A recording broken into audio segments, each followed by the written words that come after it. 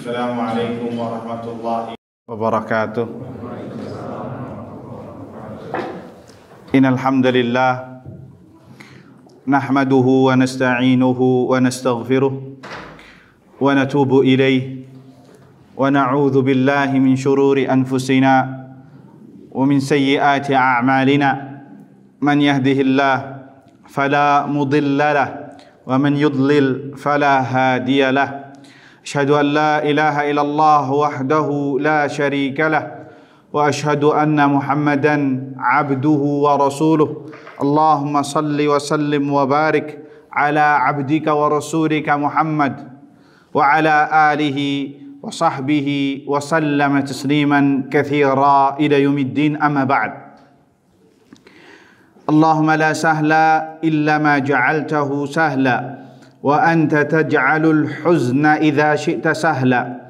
Rabbi shrah li sadri wa yassir li amri wahlul 'uqdatam min lisani yafqahu qawli. Allahumma inna nas'aluka 'ilman nafi'a wa rizqan tayyiba wa 'amalan mutaqabbala.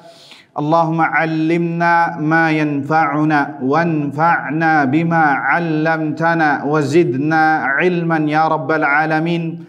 Allahumma ihdina wa ahlana wa qaumana ila siratikal mustaqim. Allahumma aslih lana sya'nana kullah wa la takilna ila anfusina tarfata a'yun wa la hawla wa la quwwata illa billah, amma ba'd. Ikhwani wa akhwati fid din, jamaah salat maghrib Masjid Al-Hikmah yang dirahmati Allah Subhanahu wa taala. Pertama-tama kita panjatkan puja dan puji syukur kepada Allah Subhanahu wa taala, zat yang telah memberikan kepada kita limpahan nikmat dan karunia-Nya yang begitu banyak, yang tak terhingga, yang wajib terhadap nikmat tersebut untuk kita syukuri bersama, agar nikmat tersebut bisa langgeng kepada kita semua dan bisa bertambah. Allah Azza wa Jalla berfirman, la in syakartum la azidannakum wa la in kafartum inna azabi lasyadid. Apabila kalian bersyukur kepadaku, kata Allah Azza wa Jalla, pastikan kutambahkan nikmatku kepada kalian. Dan apabila kalian kufur, kalian ingkar, tidak berterima kasih terhadap nikmat yang Allah berikan, ya bahkan digunakan untuk hal-hal yang mendatangkan murka Allah Azza wa Jal, maksiat, maka kata Allah Azza wa Jal, inna azabi lasyadid, sesungguhnya azabku sangatlah pedih. Na'udzubillah min dzalik. Di antara bentuk azab yang dimaksudkan di dalam ayat ini adalah dicabutnya nikmat tersebut darinya, dicabutnya nikmat kesehatan darinya, waliyadzubillah, misalkan dicabutnya nikmat harta darinya, waliyadzubillah, dicabutnya nikmat hidayah, ini yang paling terpenting, nikmat Islam, keimanan, hidayah, nikmat menuntut ilmu, gara-gara dia tersibukkan dengan dunianya misalkan, dikarenakan dia tidak menggunakan nikmat tersebut sebagaimana mestinya, menuntut ilmu dalam rangka untuk bukan karena Allah Azza wa Jalla misalkan, maka Allah cabut nikmat tersebut, waliyadzubillah. Sehingga kita patrikan duduknya kita di sini adalah ibadah. Ikhlaskan niat karena Allah Azza wa Jalla. Ikhlaskan dalam rangka untuk menghilangkan kejahilan pada diri kita masing-masing, bukan dalam rangka untuk perkara dunia, dalam rangka untuk diacungkan jempol, dalam rangka untuk dipuji, dipamer dan lain sebagainya, maka itu dibuang jauh-jauh. Nabi kita sallallahu alaihi wasallam bersabda, innamal a'malu binniyat wa innamal likulli imri'in ma nawa. Sesungguhnya amalan seorang hamba itu tergantung niatnya. Innamal a'malu binniyat, sesungguhnya amalan itu tergantung niatnya. Wa innamal likulli imri'in ma nawa, dan sesungguhnya seorang akan diganjar sesuai dengan niatnya. Makanya ayuhal ikhwah, ini adalah nikmat terbesar. Seorang hamba, seorang mukmin, seorang muslim, di tengah-tengah kesibukan aktivitasnya, Allah berikan kesempatan untuk menuntut ilmu agama. Dan ini nikmat yang tidak diberikan oleh sembarang orang. Nikmat yang tidak diberikan oleh setiap muslim. Nikmat yang tidak diberikan oleh setiap mukmin. Siapapun, pilihan-pilihan Allah Azza wa Jalla. Makanya kita mudah-mudahan Duduknya kita di sini adalah pertanda Allah menginginkan kebaikan kepada kita semua. Fid dunya wal akhirah.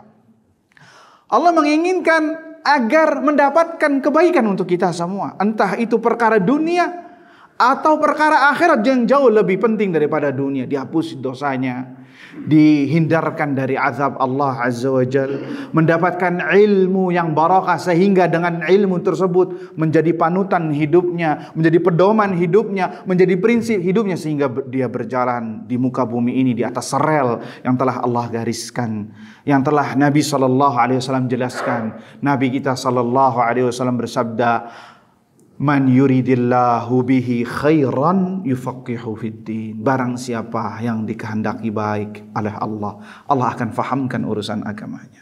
Allah akan mudahkan dia untuk melangkahkan kakinya menuju ke taman-taman surga, menuju ke tempat-tempat yang disebutkan qala Allah wa qala Rasulullah sallallahu alaihi wasallam.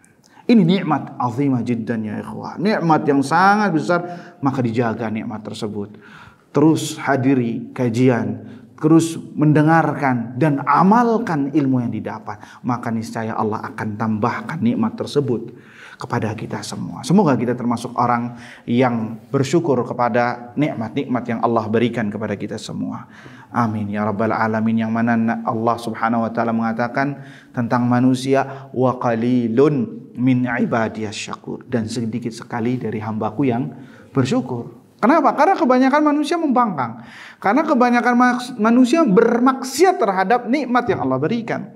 Allah Azza wa Jalla berfirman dalam surat Al-Adiyat, "Innal insana li rabbihi lakanud." Sesungguhnya manusia itu terhadap nikmat Rabbnya ingkar, tidak berterima kasih, tidak mensyukuri, malah dibalas dengan keburukan. Dalam surat Ibrahim Allah Azza wa Jalla berfirman, "Innal insana la zalumun kafar." Sesungguhnya manusia itu sangat zalim dan sangat ingkar terhadap Rabbnya, tidak berterima kasih terhadap nikmat yang Allah berikan. Walaupun kayak gitu, terkadang Allah menahan hukumannya, tidak mengazab, menunggu apakah dia mau bertobat, apakah tidak, atau nanti dikumpulkan, ditunda nanti di akhirat. Ini yang kita sangat takuti, ya, naudzubillah min dzalik. Makanya perbanyak istighfar, perbanyak taubat kepada Allah Azza wa Jalla, karena bukan disebabkan karena dosa saja, tapi karena kita kurang pandai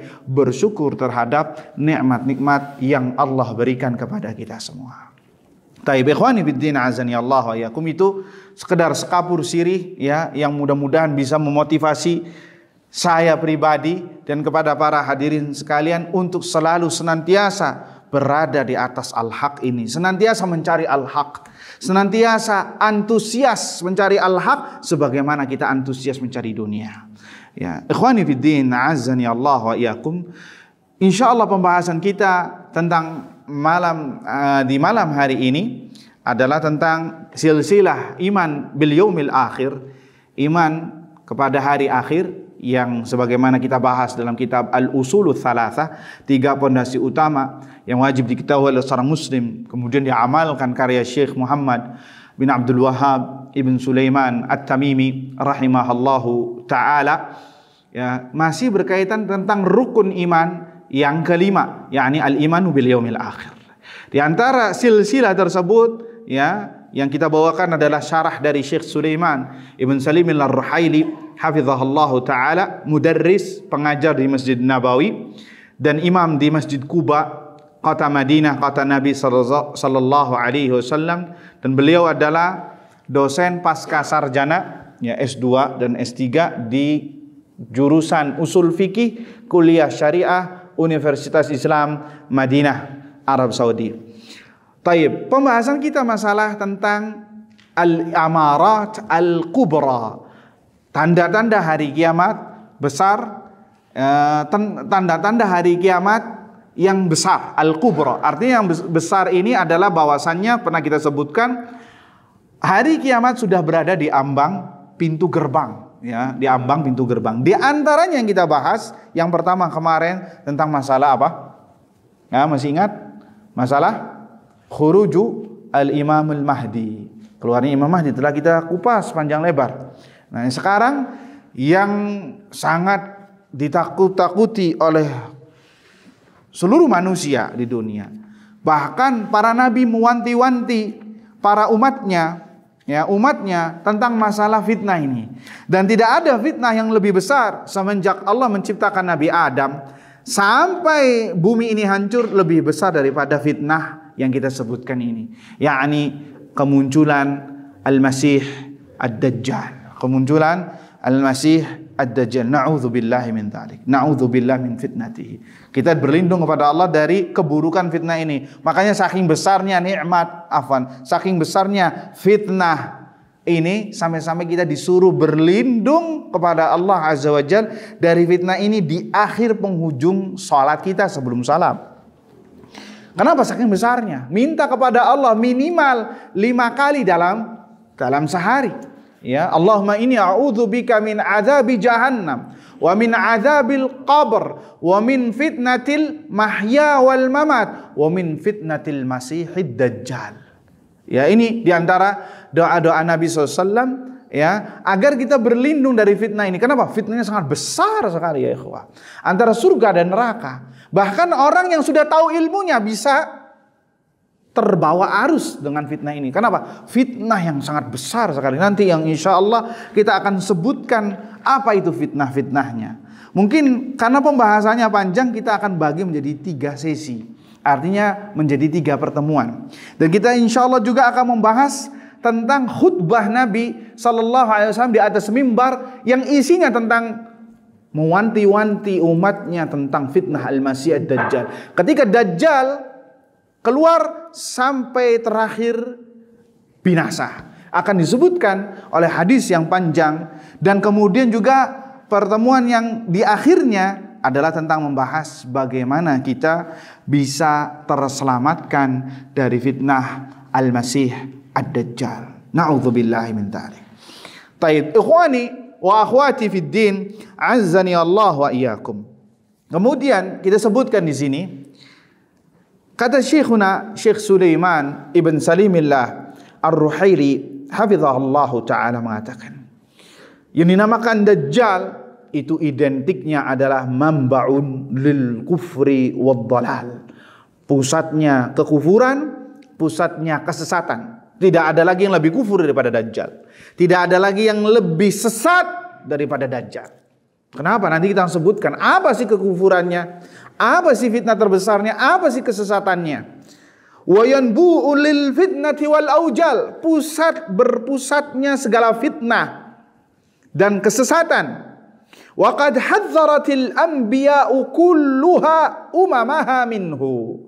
Bahkan saking besarnya fitnah yang dibawa Dajjal ini, sampai-sampai seluruh para nabi mewanti-wanti umatnya tentang bahaya ini. Wa hadzaran nabiyyu sallallahu alaihi wasallam ummatahu. Bahkan nabi kita pun juga sama, mewanti-wanti umatnya tentang masalah fitnah ini. Bahkan yang paling detail mewanti-wanti umatnya adalah nabi kita Muhammad sallallahu alaihi wasallam. Kenapa? Karena nabi kita adalah nabi terakhir. Umat Nabi Muhammad adalah umat terakhir, sehingga kemunculan Dajjal di akhir atau di umat Nabi Muhammad SAW. Makanya disebutkan secara detail sampai Nabi naik ke mimbar ingin menjelaskan detailnya bagaimana Dajjal itu bisa mengkelabui umat manusia, bahkan umat Islam, bahkan yang mukmin, bahkan yang memiliki ilmu. Nas'alullah salamata wal afiyah. Wa istadda tahdhiruhu min. Dan Nabi SAW sangat keras peringatannya terhadap Dajjal. Wa fitnatuhu azimatun jidda. Dan fitnahnya sangat luar biasa, nggak bisa terbayangkan di nalar kita, di logika kita. Nabi kita SAW disebutkan di dalam sebuah riwayat hadis diriwayatkan oleh Ibnu Majah dan disahihkan oleh Syekh Al-Albani rahimahullah ta'ala fi Sahihil Jami'. An Abi Umamah Al-Bahili radhiyallahu anhu qala, dari Abi Umamah Al-Bahili meriwayatkan, qala Rasulullah sallallahu alaihi wasallam, Nabi kita sallallahu alaihi wasallam bersabda, ya ayyuhan nas, wahai sekalian manusia, innaha lam takun fitnatun ala wajhil ard. Ketahuilah, sesungguhnya tidak ada fitnah, satu fitnah pun yang pernah ada muncul di muka bumi. Mundu dzara Allahu dzurriyyata Adam, semenjak Allah menciptakan, mengembangbiakkan anak keturunan Adam, a'zama min fitnati ad-dajjal, lebih besar fitnahnya ketimbang fitnahnya Dajjal. Kata Nabi SAW, ketahuilah wahai manusia, sesungguhnya tidak ada fitnah di muka bumi ini semenjak Allah menciptakan Adam dan keturunannya lebih besar, lebih dahsyat ketimbang fitnahnya Dajjal. Kemudian kata Nabi SAW, saking besarnya fitnah ini, lihat kata Nabi, wa inna Allah azza wa jal lam yab'ath nabiyyan illa hadzara ummatahu Dajjal. Dan Allah azza wa jal tidaklah mengutus seorang nabi pun kecuali telah memperingatkan umatnya tentang bahaya Dajjal. Wa ana akhirul anbiya, ketahuilah bahwasanya aku ini adalah nabi yang paling terakhir. Wa antum akhirul umam, dan kalian adalah umat yang terakhir. Wa huwa kharijun fikum la mahala, makanya Dajjal itu akan keluar dari kalian, yakni di tengah-tengah umat Nabi Muhammad sallallahu alaihi wasallam, la mahala, pasti itu akan keluar. Dan ini akidah bahwasanya Dajjal akan keluar dari kalangan, artinya di zaman umat Nabi Muhammad sallallahu alaihi wasallam. Ya, siapakah dia itu Dajjal? Nanti kita akan bahas. Apakah dia manusia ataukah dia makhluk lain ataukah seperti apa? Nanti insyaallah kita akan bahas. Taib. Ikhwani fiddin, azani Allah wa iyyakum. Jadi dari hadis ini kita bisa mengambil kesimpulan bahwasannya Dajjal itu akan keluar di zaman umatnya Nabi Muhammad sallallahu alaihi wasallam. Dan Dajjal ada sebelum Nabi Muhammad. Sebelum umat Nabi Muhammad ada. Bahkan sebelum umat-umat sebelumnya Dajjal sudah ada, sehingga para nabi pun mewanti-wanti akan masalah ini. Taib ikhwani fiddin wal akhawat, a'azzani Allah wa iyyakum. Kemudian kata Syekhuna Syekh Sulaiman Ibn Salimillah Ar-Ruhaili hafizahullah ta'ala mengatakan, wad-dajjalu syarrun ghaibun yuntazar. Dajjal ini adalah lambang keburukan yang tersembunyi, akan tetapi dia pasti akan datang. Artinya yuntazar, ditunggu. Ya, waktu kemunculannya akan ditunggu oleh sekelompok dan dibenci penungguannya, artinya tidak diinginkan keluar, tapi kelompok lain menginginkan untuk menunggu Dajjal. Ya, artinya ada pengikut-pengikut Dajjal nantinya yang sekarang sudah banyak. Ya, kalau bahasa kitanya apa itu yang mata satu itu? Iluminatif. Artinya sudah banyak. Apa? Karena apa? Syarrun ghaibun yuntazar. Lambang keburukan tersembunyi akan tetapi ditunggu-tunggu. Ya seperti mereka itu. Ditunggu-tunggu. Nanti kita akan sebutkan siapa pengikutnya. Jadi ini pasti akan keluar. Wa huwa qadimun la mahala. Dia pasti akan keluar. Pasti itu tidak diragukan lagi. Kama sahha bidzalikal hadis. Sebagaimana hadis-hadis yang sahih yang menjelaskan akan hal ini. Wa qad bayyana an-nabiy sallallahu alaihi wasallam sifatih wa akhbarah. Nabi SAW, kita akan sebutkan nanti dalil-dalilnya, telah menspesifikasi kriteria-kriteria Dajjal itu seperti apa. Ya. Kabar-kabarnya seperti apa. Agar apa? Ini penting nih ya ikhwan. Nah ini garis bawahnya. Liya'rifahul muslimuna wa yahdharu syarrahu. Agar kaum muslimin tahu tentang hakikat Dajjal. Wa yahdharu syarrah. Dan sekaligus untuk apa? Bukan hanya sekedar tahu atau mengenal. Sekaligus ini yang terpenting. Agar dia menjauhi keburukannya. Tidak terbawa arus. Nah ini penting ya ikhwah. Kita mengetahui keburukan bukan untuk mengamalkan keburukan tersebut. Akan tetapi untuk membentengi diri, memfilter diri agar tidak terbawa arus sebagaimana manusia di zaman kemunculan Dajjal semuanya mengikuti Dajjal. Hampir-hampir banyak yang mengikuti Dajjal kecuali yang Allah selamatkan.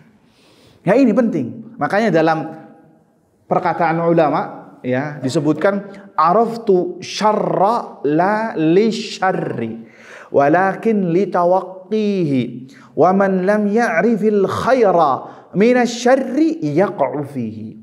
Aku mengetahui keburukan bukan dalam rangka mengamalkan keburukan tersebut, akan tetapi dalam rangka untuk membentengi diri agar tidak terjerembab. Kemudian kata ulama tersebut, wa man lam ya'rifil khaira minasyarri yaqa'u fihi.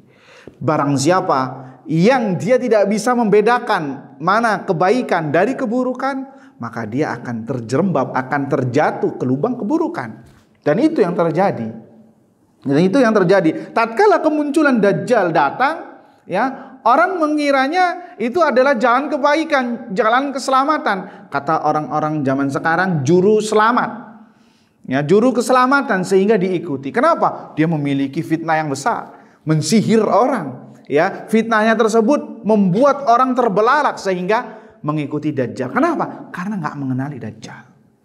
Jangankan yang seperti ini, yang tahu ilmunya saja tatkala melihat fitnah yang luar biasa bisa terkecoh sehingga menjadi pengikut Dajjal wal iyadzu billah. Ini penting ya ikhwah perkataan tadi itu. Kebanyakan orang terjerembab dalam keburukan gara-gara tidak bisa atau gara-gara belum mempunyai ilmu terhadap hal tersebut. Minimal tidak bisa membedakan apakah ini haram, apakah ini halal, apakah ini sunnah, apakah ini bid'ah, apakah ini syirik, ini tauhid, ini yang diridhai, ini yang tidak diridhai, ini yang dibenci, ini yang makruh.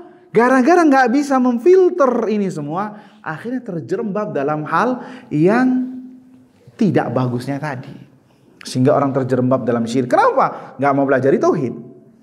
Ya, bahkan ya ada orang yang mengingkari kesyirikan dibela-bela, mengingkari kesyirikan dimusuhi. Ya, kita tidak membahas orang yang nendang sesajen itu yang caranya tidak hikmah sampai di live streaming, ya itu salah. Tapi yang kita bahas, lihat sesajen tatkala dilempar, dibuang, siapa yang ngamuk? Orang kafir kah? Orang Hindu kah? Orang Kristen kah? Nasoro? Lah, yang ngamuk orang Muslim yang bersyahadat kepada Allah dan Rasulnya Sallallahu Alaihi Wasallam. Lihat, ngamuk tatkala apa?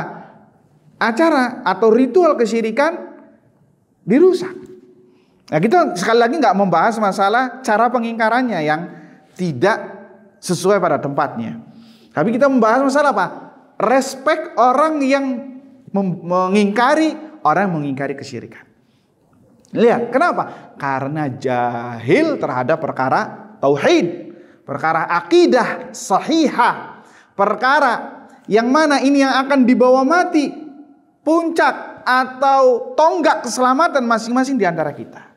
Syirik, ya, antara jannah wa nar.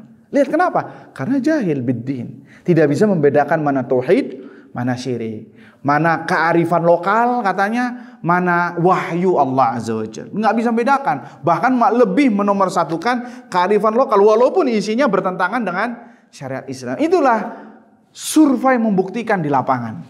Ya, kaum muslimin masih jauh dari norma-norma agama yang telah Allah dan Rasulnya gariskan. Nas'alullah salamah wal afiyah. Nah, ini tujuannya, liya'rifahul muslimun, agar manusia tahu, kaum muslimin tahu, wa yahdharu syarrahu, dan ya agar dia memperingatkan menjauhi keburukan tersebut. Hatta idza kharaja arafahul mu'minuna. Tatkala Dajjal keluar, orang-orang mukmin tahu itu Dajjal. Ya, fala yaghurrahum bifitnah, sehingga tidak terkecoh terhadap fitnah yang dibuat oleh Dajjal. Nah, ini penting sekali ya, ikhwah. Ilmu masalah akidah nomor 1, asas. Mengalahkan ilmu-ilmu yang lain. Mengalahkan ilmu agama, seni-seni yang lain atau cabang-cabang yang lain. Ini nomor 1. Ya. Kenapa? Ini asas fundamental. Ini adalah pondasi bangunan, yang lain hanyalah pelengkap saja. Ya, jadi jangan salah belajar. Yang nomor satu kan tuh ini. Ya, masalah akidah, baru setelahnya yang lain dan yang lain. Ya. Ikhwani fiddin, a'azzani Allah wa iyyakum. Taib, disebutkan di sini riwayat tentang sedikit karakteristik Dajjal yang disebutkan oleh Nabi sallallahu alaihi wasallam. Ya, hadis ini diriwayatkan, ya, hadisnya panjang, ya, nanti kita akan sebutkan. Disebutkan di sini masih panjang, nanti kita sebutkan.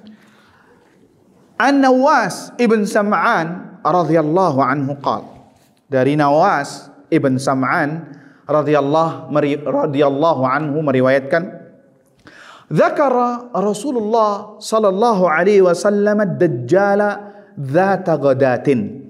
Nabi SAW setelah menyebutkan tentang Dajjal, yakni kisah Dajjal, dzata ghadah, di suatu pagi, fa khaffadha fihi wa raffa'. Ketika beliau sallallahu alaihi wasallam menyebutkan tentang Dajjal, kadang nadanya naik, kadang nadanya turun. Ya, ketika menyebutkan Dajjal, artinya ini penting ini. Artinya ini bukan perkara yang remeh-temeh, tapi perkara yang besar, sampai-sampai Nabi mengangkat suaranya. Hatta dhanannahu fi ta'ifatin nakhl. Tatkala Nabi meninggikan nadanya, kadang menurunkan, sampai-sampai para sahabat mengira Dajjal ini berada di salah satu kebun korma yang ada di pojok-pojok Madinah. Ya. Kemudian kata Nawas bin Sam'an, falamma ruhna ilaihi arafa dzalika fina. Tatkala kita kembali kepada beliau di sore hari, maka Nabi pun tahu ada rasa khawatir dari kami. Ya, jangan-jangan Dajjalnya ada di sini nih. Nabi ceritanya menggebu-gebu soalnya. Nabi ceritanya benar-benar serius, luar biasa, seakan-akan para sahabat mengira Dajjal ini ada di sekitar mereka. Akhirnya kekhawatiran para sahabat itu, ya, sampai kepada Nabi SAW. Nabi tahu ini mereka khawatir. Akhirnya Nabi berkata, faqala ma sya'nukum? Ada apa dengan kalian? Ya, ada apa dengan kalian? Kenapa kok mukanya takut? Ya. Maka para sahabat menjawab, ya Rasulullah, wahai Rasulullah, dzakarta dajjala ghadatan fakhaffadta fihi wa raffa'ta hatta dhanannahu fi ta'ifatin nakhl. Engkau tatkala menyebutkan kisah Dajjal tadi di pagi hari tadi, engkau meninggikan suaranya, engkau menurunkan suaranya, sampai-sampai kita mengira jangan-jangan Dajjalnya ada di sekitar kita, di kebun korma. Ya. Maka Nabi langsung menepis dan menghilangkan rasa khawatir yang ada pada para sahabat tersebut. Apa kata Nabi? Ghairu dajjali akhwafuni alaikum. Bukan Dajjal yang aku takutkan menimpa kalian sekarang. In yakhruj wa ana fikum wa ana hajijuhu, kata Nabi. Kalau dia keluar sekarang, sedangkan aku masih hidup di tengah-tengah kalian, maka aku benteng untuk kalian semua. Maka aku adalah benteng pertahanan, ya, perlindungan untuk kalian semua para sahabat. Artinya nggak usah cemas kalau ana masih hidup, kata Nabi sallallahu alaihi wasallam. Wa in yakhruj, dan apabila dia keluar, walastu fikum, dan aku sudah tidak bersama kalian lagi, artinya telah tiada. Famru'un hajiju nafsihi, maka seorang hamba itu tameng pelindung untuk dirinya sendiri. Ya, aplikasi sekarang peduli lindungi, melindungi dirinya sendiri. Ya, lihat sudah disebutkan oleh Nabi SAW. Fa kullu mri'in hajiju nafsihi. Maka setiap jiwa itu perisai bagi dirinya sendiri. Ya, melindungi dirinya sendiri. Wallahu khalifati ala kulli muslim, dan Allah adalah penggantiku bagi setiap muslim untuk menjaganya, untuk melindunginya dari fitnah Dajjal. Kemudian Nabi SAW memulai untuk menyebutkan karakteristik Dajjal yang para sahabat sekarang masih khawatir pada waktu itu. Kata Nabi, innahu syabun qatatun. Sesungguhnya Dajjal ini seorang pemuda. Ya, seorang pemuda qatatun, rambutnya keriting, rambutnya keribo.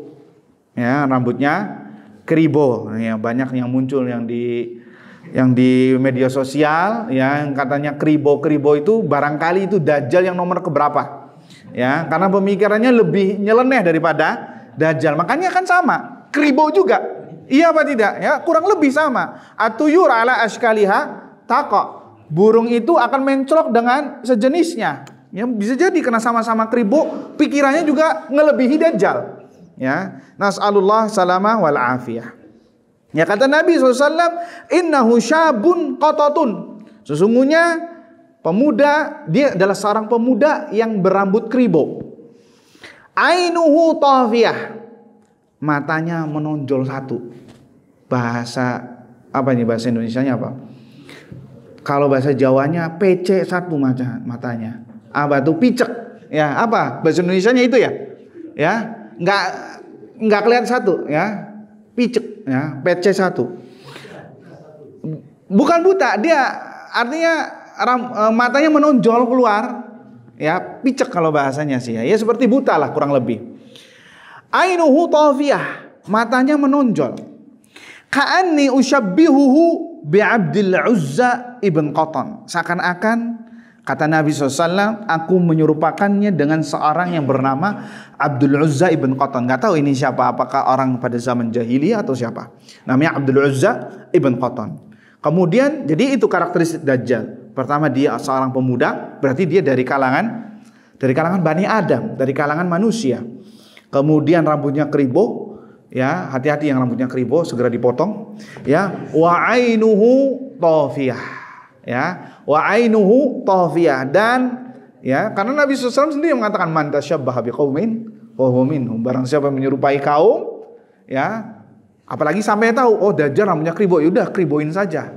Ya sudah, fahuwa minhum, maka dia akan digolongkan bersama dia, kecuali kalau dia memiliki niat yang lain, ya. Nah, pembahasannya panjang membahas masalah itu. Kemudian kata Nabi SAW, faman adrakahu minkum, barang siapa yang kalian mendapatinya, artinya bertemu dengan Dajjal, falyaqra alaihi fawatiha suratil kahfi, maka bacalah pembukaan surat Kahfi. Dalam riwayat lain disebutkan 10 ayat pertama surat Al-Kahfi, karena dia akan melindungi, membentengi dari fitnah Dajjal. Ikhwani fiddin, azzani Allahu wa iyyakum. Kemudian Nabi SAW melanjutkan, ini hadisnya panjang ya. Hadisnya panjang. Ini belum khutbah loh ya. Ini baru hadis, nanti ada khutbah lagi. Khutbah Nabi SAW kurang lebih sama seperti ini, tapi ada redaksi-redaksi yang berbeda. Kemudian kata Nabi SAW, innahu kharijun khallatan baina Syam wal Iraq. Ketahuilah, dia itu keluar, akan muncul pertama kali khallatan, sebuah jalan antara Syam dan Irak.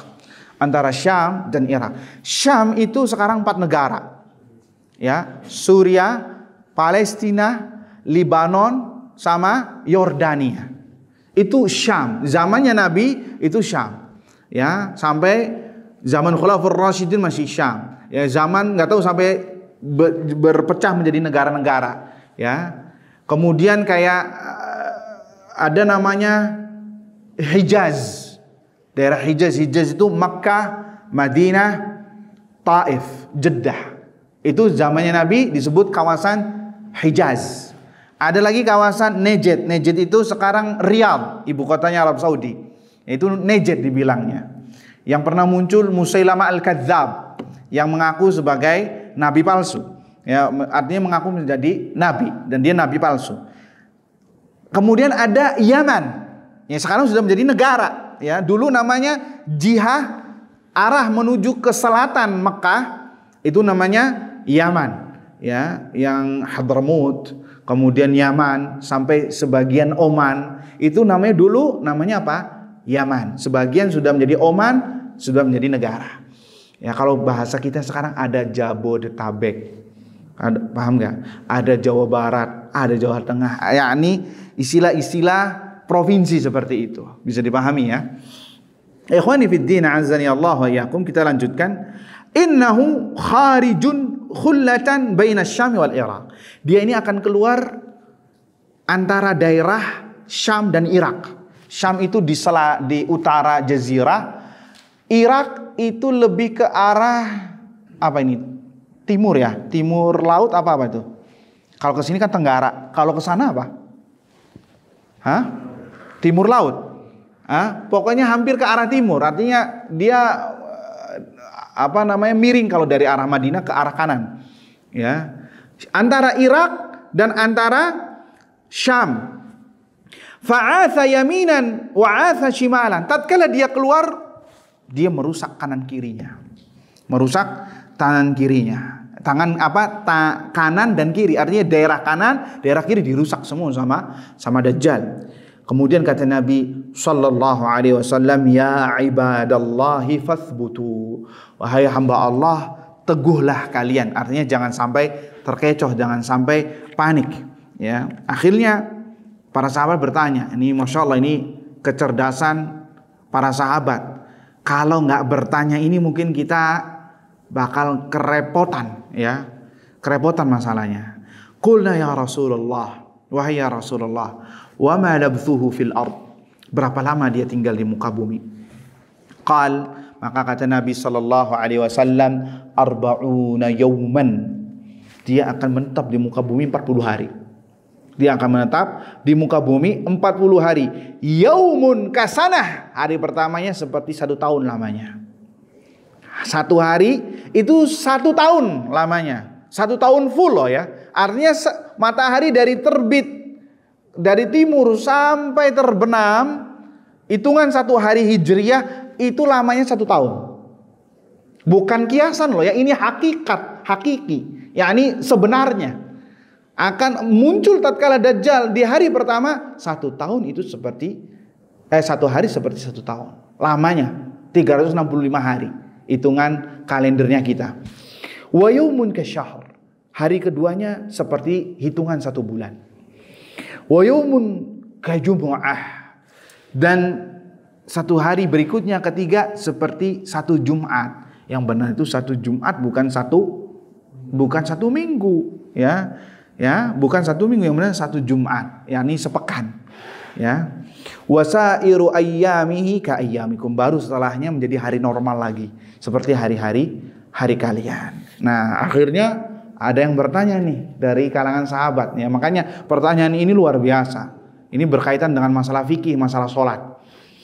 Qulna ya Rasulullah. Para sahabat bertanya, ya Rasulullah, fadzalika al-yawm alladhi ka sanatin atakfina fihi salatu yawm. Wahai Rasulullah, tadi yang kau sebutkan 1 hari seperti 1 tahun itu, atakfina fihi salatu yawm, apakah cukup cuman salat 5 waktu doang? Paham apa tidak? Apakah cukup 1 tahun yang hitungan dalam 1 hari itu dijadikan 1 tahun? Apakah cukup 5 kali sholat saja? Paham apa tidak? Paham ya? Maka kata Nabi, la, enggak cukup. Uqduru lahu qadrahu.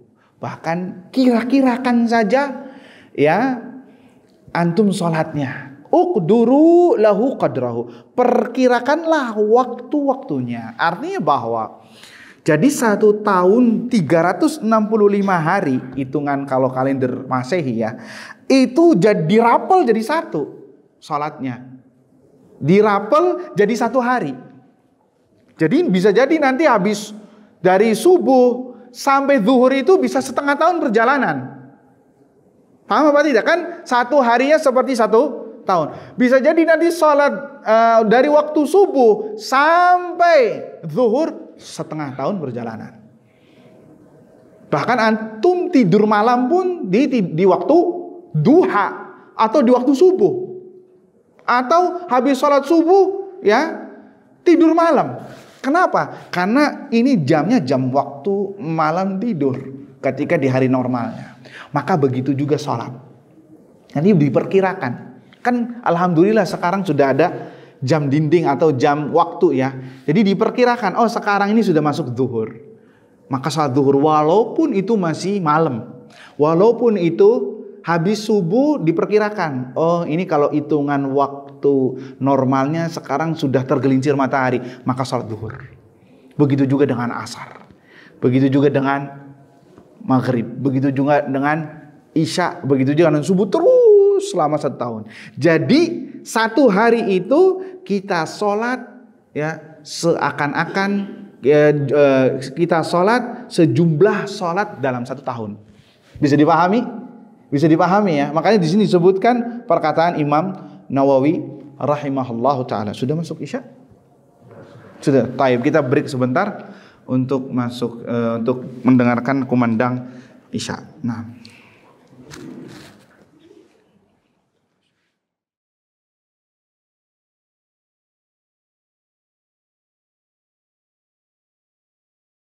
Taib. Ikhwani wa akhwati fid din, a'azzani Allah wa iyyakum. Kita lanjutkan pembahasan kita tadi tentang mengenai waktu salat di hari-hari kemunculan awal Dajjal. Artinya uqduru lahu qadrahu, ya, perkirakan waktu-waktunya. Artinya diperkirakan dengan waktu acuannya adalah waktu yang normal. Waktu kita sekarang ini waktu normal. Ketika waktu Dajjal keluar, artinya perputaran waktu itu berubah total. Sampai panjangnya 1 hari itu bagaikan 1 tahun. Ya, bagaikan 1 tahun itu bukan konotasi, bukan kiasan, tapi beneran. Artinya 1 hari itu lamanya 1 tahun. Sehingga sholatnya pun juga dihitung-hitung, jika benar adalah seorang muslim sholatnya selama 1 hari tersebut sudah sholat bilangan dalam 1 tahun. Ya, bisa dipahami ya. Jadi bukan 1 hari tadi 5 kali sehari, tidak. Kalikan dengan 365 hari, yaitu sholat di hari yang pertama. Nanti hari keduanya kasyahr, seperti 1 bulan, sama. Jadi hitungan bilangan sholatnya nanti ya, sholat yang dikerjakan seperti banyaknya antum sholat di 1 bulan full. Begitu juga seterusnya 1 pekan. Nanti baru setelahnya normal kembali. Bisa dipahami ya. Itu kemunculan di awal-awal Dajjal keluar, ya, kemunculan Dajjal keluar. Taib ikhwani fid din, azani Allah wa iyyakum. Kemudian kata para sahabat bertanya lagi, "Ya Rasulullah, wa ma isra'uhu fil ard?" Wahai Rasulullah, seberapa cepat perjalanan Dajjal di muka bumi ini? 40 hari tapi sudah melalang buana seluruh dunia. Ya. Makanya para sahabat bertanya, seberapa cepat perjalanan Dajjal ini? Apakah menggunakan bus? Apa menggunakan transportasi? Apakah bagaimana? Maka disebutkan sama Nabi SAW, qal kal ghaithi istadbarat hurrih. Maka kecepatannya Dajjal ini seperti awan yang diarak oleh angin. Cepat apa tidak? Cepat. Ya. Seperti awan yang diarak oleh angin. Fayati 'alal qaum, maka dia akan datang ke sebuah kaum, sebuah kampung. Ya, fayad'uuhum, kemudian dia yad'uuhum, artinya mengajak mereka untuk mengikuti ajarannya. Fayu'minuna bihi, kemudian kaum tersebut, sekampung tersebut mengimani apa yang dibicarakan, yang diklaim oleh Dajjal, yang didakwakan oleh Dajjal.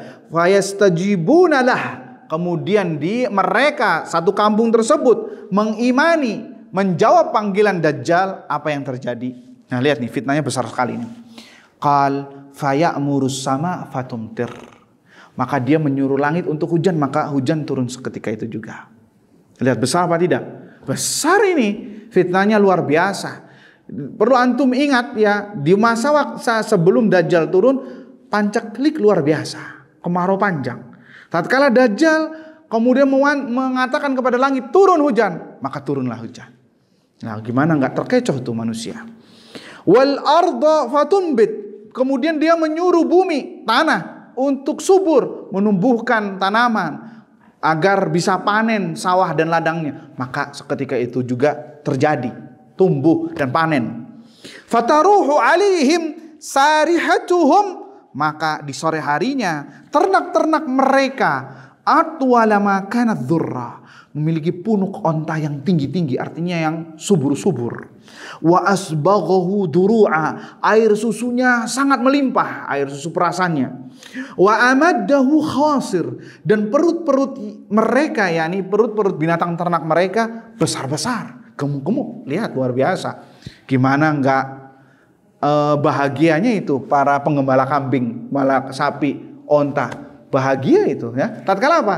Tatkala mereka menjawab panggilan Dajjal. Lihat, luar biasa tidak? Fitnahnya luar biasa. Ya. Kemudian kata Nabi SAW, ini masalah orang yang terkecoh dengan dunia pasti ngikut Dajjal. Tsumma ya'til qaum, kemudian datang ke kampung berikutnya, ke penduduk kampung berikutnya. Fayad'uhum, kemudian mengajak mereka.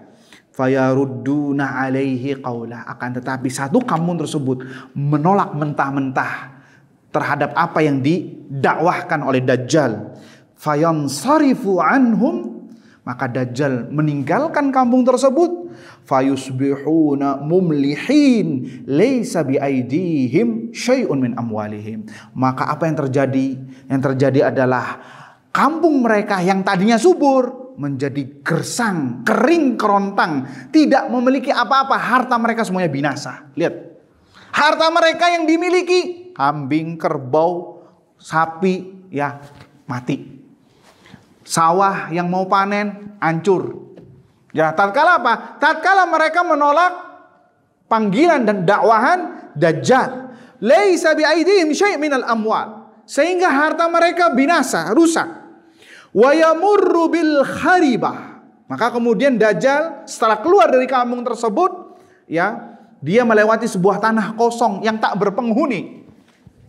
Fayaqulu laha, maka dia mengatakan kepada bumi tersebut, kepada tanah kosong tersebut, akhriji kunuzaki, keluarkanlah harta simpananmu, ya, keluarkanlah semua harta-harta yang terpendam di perutmu. Dia ngomong ke bumi, ke tanah. Apa yang terjadi? Fatatba'uhu kunuzuha kaya abisi an-nahl, maka secara berturut-turut keluarlah simpanan harta bak lebah jantan yang mengurumuni sarangnya. Lihat, bak lebah jantan yang keluar dari sarangnya. Kalau lebah kadang kalau datang itu bergelombor seperti itu. Lihat bagaimana manusia tidak bergetar imannya tatkala melihat apa yang dilakukan oleh Dajjal. Na'udzubillah min dzalik. Kemudian kata Nabi SAW, ini masih hadis Nabi loh, masih hadis Nabi. Tsumma yad'u rajulan mumtali'an syaban, kemudian dia memanggil seseorang laki-laki kekar badannya, ya, pemuda, ya, fayadribuhu bisayf. Ya, kemudian Dajjal ini memenggal orang tersebut dengan pedang. Fayaqta'uhu jazlataini ramyatal ghars.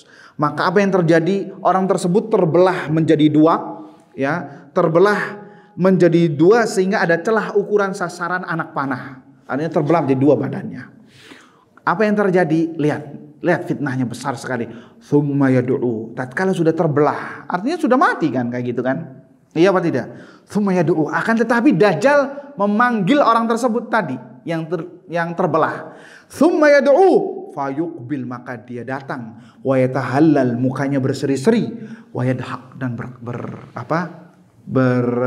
tertawa. Datang, mukanya berseri-seri, tertawa, terbahak-bahak. Lihat, ini fitnah luar biasa sekali. Ya, kalau tidak mempunyai iman yang kuat, yang dikokohkan oleh Allah Subhanahu wa taala, bisa terbawa arus. Ya, bisa terbawa arus. Ya, nas'alullah salamata wal afiyah. Kemudian kata Nabi sallallahu alaihi wasallam, fa bainama huwa kadzalik. Tatkala manusia digonjang-ganjing dengan fitnah yang luar biasa tentang kemunculan Dajjal ini, Allah memberikan solusi bagi orang yang beriman. Ya, ini ringkasan hadisnya ya. Idz ba'atsallahu al-masiha ad-Dajjal. Afwan. Idz ba'atsallahu al-Masiha ibna Maryam. Maka Allah utus Isa ibn Maryam. Ada pertanyaan nih. Ad-Dajjal juga dibilang Al-Masih. Isa juga dibilang Al-Masih. Ada apa? Al-Masih Ad-Dajjal. Isa Al-Masih. Al-Masih, kalau Al-Masih di Dajjal di awal. Kalau Al-Masih Isa di akhir. Apa maknanya? Al-Masih di Dajjal di awal maknanya karena mata satunya terhapus. Al-Masih bimana ada yang terhapus. Masaha yamsahu menghapus. Al-Masih yang terhapus. Dan Dajjal matanya terhapus satu. Makanya dibilang Al-Masih Ad-Dajjal. Sedangkan Isa Al-Masih adalah karena dia menyembuhkan orang yang buta dengan izin Allah. Orang yang matanya tidak terlihat menjadi bisa melihat lagi. Sehingga disebutkan Al-Masih mengusap muka mereka sehingga bisa melihat lagi orang yang buta. Dan itu atas izin Allah subhanahu wa ta'ala. Jadi itu korelasinya Al-Masih Ad-Dajjal sama Isa Al-Masih. Fabainama huwa kadzalik. Tatkala keadaan demikian. Artinya digonjang-ganjing dengan adanya fitnah yang luar biasa. Fitnah Dajjal. Idz ba'atsallah Al-Masiha ibn Maryam. Maka Allah turunkan Isa ibn Maryam. Fayanzilu 'indal manaratil bayda. Isa turun di sebuah tempat namanya Menara Putih Timur Damaskus. Ya, Menara Putih Timur Damaskus baina mahrudataini. Baina mahrudataini yakni menggunakan dua pakaian yang berwarna yang dicelupkan dengan za'faran. Wadi'an kaffaihi ala ajnihati malakain. Dia tangannya itu dua tangannya meletakkan di sayap-sayap malaikat. Artinya sayap-sayap dua malaikat. Dia diturunkan oleh Allah dengan kedua malaikat. Tangannya itu memegang sayap malaikat. Idza taqta'a ra'sahu qatar.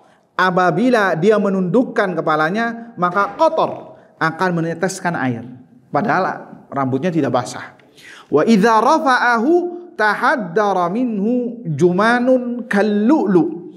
Dan apabila dia mengangkat kepalanya, maka bergugurlah butiran-butiran air seperti mutiara. Ya, seperti mutiara. Kemudian kata Nabi sallallahu alaihi wasallam, fala yahillu likafirin yajidu riha nafasihi illa mata. Dan tidaklah ia mendatangi orang kafir lalu menghirup bau nafasnya kecuali ia mati. Bukan berarti nafasnya Isa bin Maryam bau ya, bukan. Tapi ini azab bagi orang kafir tatkala mencium ya nafasnya Isa ibn Maryam, maka seketika itu mati. Padahal bau nafasnya menjangkau jarak sejauh pandangan mata. Pandangan matanya ya. Subhanallah, ini tanda dari kekuasaan Allah subhanahu wa ta'ala. Fayatlubuhu hatta yudrikahu bibabil luddin fayaqtuluhu. Akhirnya Isa ibn Maryam ini mendapatkan Dajjal di Bab Lud. Bab Lud itu di sebuah negeri di barat Baitul Maqdis, dekat dengan Ramlah, kota Ramlah di Palestina. Ya, maka kemudian Dajjal dibunuh. Ya, maka Nabi Isa alaihissalam membunuh Dajjal tersebut. Thumma ya'ti Isa ibn Maryam qaum. Akhirnya Dajjal ceritanya habis. Tapi masih ada nanti cerita-cerita tentang Dajjal lagi, hadis lain. Ini menurut versi hadis ini ceritanya sampai sini. Nanti ada lagi riwayat lain tafsil ya, memperjelas lagi bagaimana Dajjal bisa datang ya, nanti cerita akan masuk ke Madinah dihalangi oleh malaikat, kemudian melihat Masjid Nabawi ya, kemudian berusaha untuk masuk tidak bisa. Kemudian Madinah akan, ya itu ceritanya nanti kita akan sebutkan. Ya, thumma ya'ti Isa ibn Maryam qaum. Ya, artinya nggak dibocorin dulu, nanti nggak asik ya. Thumma ya'ti Isa ibn Maryam qaumun qad asamahullahu minhu. Kemudian setelah Isa ibn Maryam membunuh Dajjal tadi, ya, Maka Nabi Isa mendatangi sebuah kaum ya yang qad asamahumullah minhu, yang mana Allah telah melindungi mereka supaya tidak terkena fitnah Dajjal. Fayamsah an wujuhihim. Nah, ini juga mungkin di antara makna al-Masih. Maka Nabi Isa mengusap wajah-wajah mereka, wa yuhaddithuhum, dan mengkhabarkan, seraya mengkhabarkan tentang derajat-derajat mereka di surga nanti. Allahu Akbar. Sudah dihindarkan dari fitnah Dajjal, kemudian dapat plus. Nilai plusnya apa? Mendapat darajat-darajat, dikhabarkan tentang derajat-derajat dia di surga Allah Subhanahu wa taala di akhirat. Subhanallah ya. Masih di dunia sudah dikhabarkan tentang apa? Tentang derajat mereka di surga Allah Subhanahu wa taala. Ini kabar gembira yang tidak ada yang lebih gembira daripada kabar yang seperti itu. Ya. Naam, wa yuhaddithuhum bi darajatihim fil jannah. Hadis diriwayatkan oleh Imam Muslim ya di dalam kitab sahihnya. Ya. Jadi itu secara umum Dajjal ya, singkat cerita tentang perjalanan Dajjal di muka bumi. Akan tetapi kata Syekh Sulaiman Ibn Salim Al-Ruhaili, 5 menit lagi ya, sabar ya. Wala yatruqud dajjalu baladan illa daqalahu. Dajjal ini pasti akan mengembara di muka bumi. Tidak ada satu jengkal tanah pun kecuali akan diinjak oleh Dajjal, kecuali akan disinggahi oleh Dajjal. Ya, jadi jangan salah ya, Cikaret juga masuk dalam hal ini ya. Bogor masuk dalam hal ini ya. Tidak ada yang terhindar dari Dajjal kecuali 2 kota. Apa? Makkah wal Madinah ya. Kalau ingin terhindar dari Dajjal ya, berangkat ke Madinah, berangkat ke Makkah, umrah nggak apa-apa situ ya. Berangkat ketika mendengar ada Dajjal keluar langsung ke Makkah atau ke Madinah bagi yang punya fulus, silakan ya, agar terhindar dari, dan itu modal utama ya ikhwah. Ya, agama adalah sesuatu yang mahal yang dimiliki oleh seseorang, jangan sampai dikorbankan. Walaupun mengeluarkan fulus banyak, bismillah, yang penting selamat dari Dajjal ya. Wala yatrukud dajjalu baladan illa dakhalahu illa Makkah wal Madinah. Dia tidak bisa untuk memasuki Mekah dan Madinah. Kenapa? Karena di Mekah dan Madinah ada malaikat yang menjaga di setiap perbatasannya. Jadi di Mekah itu sama di Madinah ada daerah halal, ada daerah haram. Haram artinya tanah suci. Biasanya antum yang pernah umroh, pernah haji, ada batasan-batasan gapuranya. Ya, ini tanah haram, ini tanah haram. Nah, Dajjal nggak bisa masuk ke tanah haram. Bahkan sebelum ke tanah haram pun nggak boleh, dicegat sama malaikat yang membawa pedang. Ya, yang membawa pedang yang siap menghunus. Lan yadkhula hadhil Madinah mubarak. Maka kata Syekh sedang membahas ini ketika di Madinah, dan Dajjal tidak akan masuk ke kota ini, yakni kota Nabi sallallahu alaihi wasallam. Nabi sallallahu alaihi wasallam bersabda dalam sebuah hadis yang diriwayatkan oleh Imam Bukhari dan Muslim ya, dari Abu Hurairah radhiyallahu anhu, Nabi bersabda, ala anqabil Madinah malaikatun. Di gang-gang Madinah, jalan-jalan kecil Madinah, ada malaikat la yadkhuluha ta'unu wala dajjal. Tidak akan masuk penyakit ta'un. Ya, penyakit ta'un dan dajjal enggak bakal masuk. Corona bagian dari ta'un, bukan dari ta'un. Karena apa? Masuk ke kota Madinah. Banyak yang meninggal dari warga Madinah sehingga bukan ta'un. Ta'un tidak akan masuk Madinah.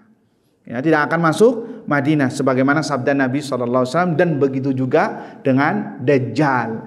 Begitu juga dengan Dajjal tidak akan masuk Madinah. Dalam riwayat lain Nabi SAW bersabda tentang perjalanan Dajjal, laisa min baladin illa sayata'uhu Dajjal. Tidak ada sebuah negeri pun, sebuah kampung pun ya, kecuali Dajjal akan memasukinya.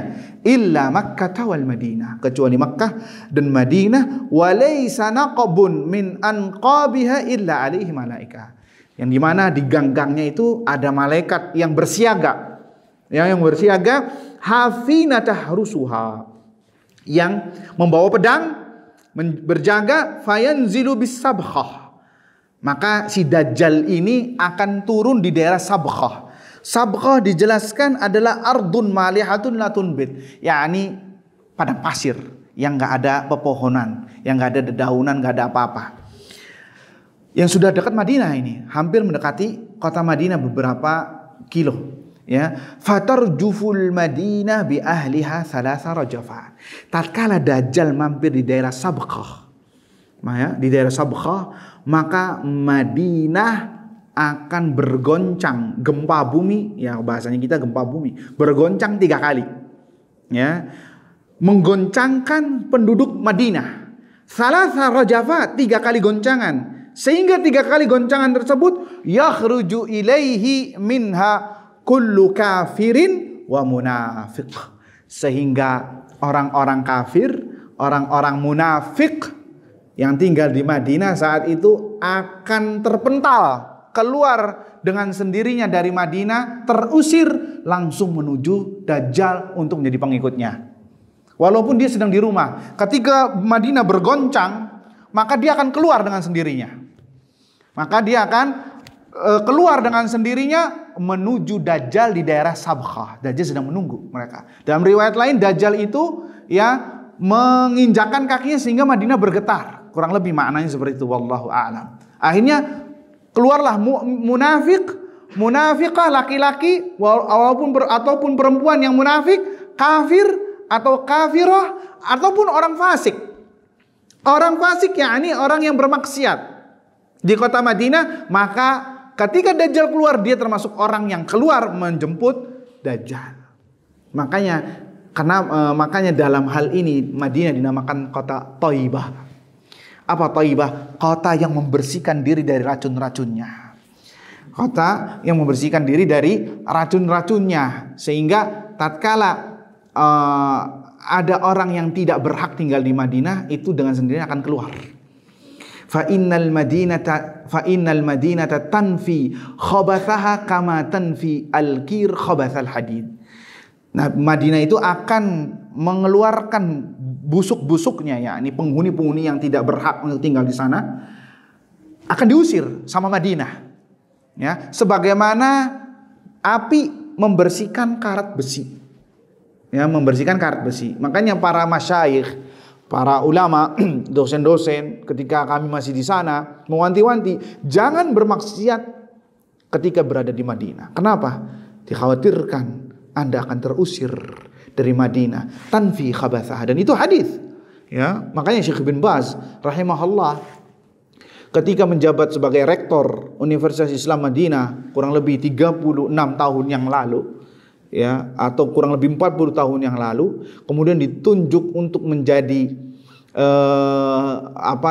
mufti Dewan Fatwa Arab Saudi yang berpusat di Riyadh. Otomatis dia pindahkan ke Riyadh, menangis sejati-jatinya. Kenapa? Ditakutkan anak termasuk hadis ini yang dikeluarkan dari Madinah. Naudzubillah min dzalik. Makanya kalau jamaah umroh, jamaah haji, kalau nggak betah di Madinah, dipertanyakan keimanannya.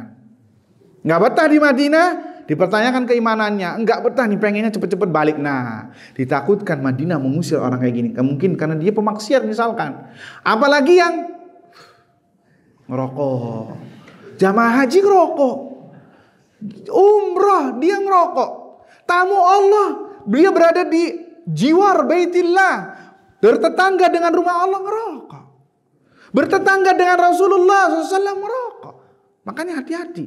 Makanya imma dia sampai di Madinah sakit, ya, atau nggak bisa melaksanakan umroh dengan baik, atau apapun alasannya dibuat ribet, maka hati-hati bisa jadi kena hadis ini. Ya, na'udzubillah min dzalik, ya. Madinah akan bergoncang 3 kali, ya. Kemudian orang mukmin dan orang fasik akan keluar, na'udzubillah min dzalik. Nas'alullah salamata wal afiyah. Makanya disebutkan di sini dalam sebuah hadis, la yadkhulul madinata ru'bul masih laha yawma idzin sab'atu abwab ala kulli babin malakan. Madinah la yadkhulu al madinah ru'bul masih, tidak akan masuk ke kota Madinah ru'bul masih. Apa ru'bul masih? Kepanikan disebabkan oleh Dajjal, yang ditakuti oleh Dajjal, ya, yang ditakuti karena Dajjal ini ditakuti. Artinya kabar-kabar tentang Dajjal pun nggak sampai membuat panik Madinah. Yang lain pada panik, Madinah enggak. Paham apa tidak? Kalau bahasa sekarangnya sih, yang lain pada rame ngerayakan tahun baru, Madinah anteng. Nah itu seperti itu. Artinya kabar khair, nggak ada apa-apa.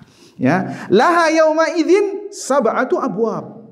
Pada hari itu ada 7 pintu masuk ke kota Madinah. Semua pintu dijaga oleh 2 malaikat. Semua pintu dijaga oleh 2 malaikat. Tujuannya adalah untuk menghadang agar Dajjal gak bisa masuk. Karena disebutkan dalam riwayat lain, Dajjal berusaha masuk. Bahkan lewat, kalau bahasa kita, lewat jalan tikus. Ya, jalur tikus tetap dihadang sama malaikat. Ya, kalau kita kucing-kucingan sama bulis, nggak bawa SIM, nggak bawa STNK, ini kucing-kucingan sama malaikat, nggak bakal bisa. Ya, nggak bakal bisa. Tetap akan dihadang oleh malaikat sehingga Dajjal menyerah, nggak bisa. Ketika nyerah, baru dia naik ke Gunung Uhud, melihat Masjid Nabawi SAW. Apa kata Dajjal? Dzaka qasrul abyad. Itulah masjidnya Ahmad. Masjidnya Ahmad, qasrul abyad, istana putih. Istana putih. Dan sekarang kalau kita lihat Masjid Nabawi, ya sekarang warnanya apa? Putih. Ya krem-krem, kalau dia dari kamera jauh, dari atas angkasa, warnanya putih. Sebagaimana disebutkan hadis, qasrul abyad kata Dajjal. Itu istana putih milik Ahmad. Yani Ahmad, yani di sini adalah Nabi Muhammad sallallahu alaihi wasallam. Baik.